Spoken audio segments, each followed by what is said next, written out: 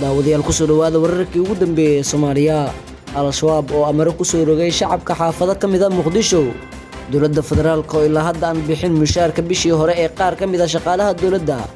Ciidamo hor leh oo ay dowladda ka dejisay degmada Balad Xawo. Dani oo sheegay in laga yaabo shirka maanta inuusan furmin. iyo sidoo kale wararkii ugu dambeeyay ee Mareykanka ku aadan ee kaga hadlayaan xaaladda doorashooyinka dalka iyo shirka Muqdisho ka furmaya. haddii aynu ku bilaabno maleeshiyaad ka tirsan Al-Shabaab ayaa bilowday inay u hanjabaan shacabka magaalada Muqdisho iyagoo u diidaya inay u hoggaansamaan talooyinka caafimaadku ay bixiso dowladda Soomaaliya kuwaas oo looga hortagayo faafitaanka cudurka COVID-19.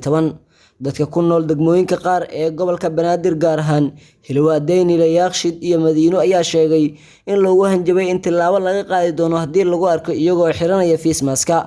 dhalinyaro afka soo duubatay ayaa la sheegay in haweenkii la soo dhaafay ay la hadleen xaafadaha qaar ee Muqdisho iyagoo u sheegaya in aysan u hoggaansami karin awaamirta gobolka Banaadir. badanaa dadka warkan loo sheegay waxaa lagu qabtay wadooyinka iyagoo afka u xiran yahay waxaana loo sheegay in cudurkan uu Allah hayo isla markaana Allah ay baryaan in dadka Soomaaliyeed uu ka dulqaado.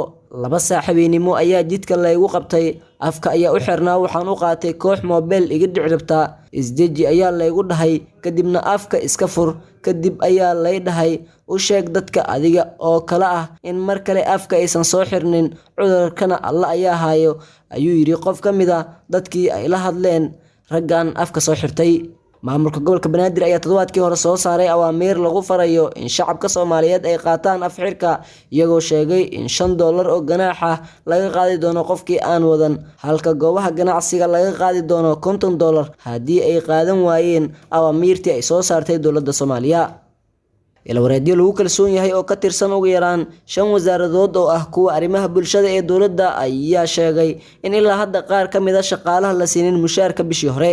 dadkan aan la hadalnay ayaa sheegay in 1 bishan ilaa 10 bishan la bixiyay mushaarka shaqaalaha qaar ka mid ah dowladda halka Arbacadii iyo Khamiistii toddobaadkan la siiyay qaar kale waxaana wali harsan inta kale ee soo hartay oo u badan macallimiin iyo shaqaalaha ku meel gaarka ah. waa markii ugu horeysay 4 sano kadib oo ay shaqaalaha dowladda mushaar la'aan yihiin iyadoo ay dhammaad tahay bishii kale. arrimahan ayaa aad looga hadalhayaa magaalada Muqdisho gaar ahaan xafiisyada dowladda. sida ay warbaahinta horey u baahisay dowladda Soomaaliya waxa ay weyday kabkii ay ka heli jirtay dowladaha taageera Soomaaliya iyo qaar ka mid ah hay'adaha iyo sidoo kale ururada Soomaaliya ku yabo lacagaha. ururadan oo ay ku jiraan Bangiga Adduunka iyo Midowga Yurub ayaa lacagtii hakiyay kadib markii ay walaac ka muujiyeen in Soomaaliya ay ku dhaceyso nidaam kaliya talis ah. badanaa waqtigii kala guurka dowladihii xilka isaga kala dambeeyay ma bixin jirin mushaarka shaqaalaha iyo ciidanka inkastoo madaxweyne Farmaajo uu bixiyay dhammaan bilooyinkii hore ee uu xafiiska joogay. dhanka kalena haddaan eegno dowladda Soomaaliya ayaa degmada Balad Xawo ee gobolka Gada geysay ciidamo badan iyo gaadiid dagaal kuwaas oo qayb ka ahaa ciidamo ay dhawaan ka dejisay gobolka Gado. ciidamada ayaa safar dhanka dhulka ah ku tagay degmada Balad Xawo kadib markii ay ka baxeen degmada Doolow ee gobolka Gado halkaas oo ay diyaarad ugu dejisay dowladda Federaalka Soomaaliya. ciidamadan oo badankooda ka tirsan NISA ayaa waxaa dhawaan laga qaaday magaalada Muqdisho iyaga oo siyaabooyin kala duwan ay uga hadleen siyaasiyiinta iyo madaxda ka soo horjeeda dowladda waqtigeedu dhamaaday. waxaa degmada Balad Xawo ciidamadan si weyn ugu soo dhaweeyay qaar ka mid ah saraakiisha ciidamada degmadaasi iyadoo ay ku helinayeen ciidamada taliyaha howlgelinta jubbooyinka ee ciidamada dowladda Bakaal Kooke oo ay wehelinayeen taliyaha qaybta booliiska gobolka Gado Cabdulqaadir Cumar Biixi iyo saraakiil kale. ciidamada ay dowladda u daabushay gobolka Gado ayaa waxaa si weyn ugu hor yimid maamulka Jubbaland oo dowladda waqtigeeda dhamaaday ku sheegtay in ciidamadan ay halkaasi u geysay darteed ay tahay sidii doorashada Jubbaland ay ku afduwan lahayd xildhibaanada halkaasi ka soo galaya. maamulka Jubbaland ayaa ku hanjabay in cawaaqib xumada ka dhalata ciidamada halkaasi la geeyay uu qaadan doono madaxweynaha waqtigiisu dhamaaday Maxamed Cabdilaahi Farmaajo. ugu dambeyn haddaan eegno madaxweynaha Puntland Siciid Cabdilaahi Dani ayaa waxa uu ka hadlay shirka dowladda ay qaban qaabadiisa wado inuu ka furmo teendhada Vizioni.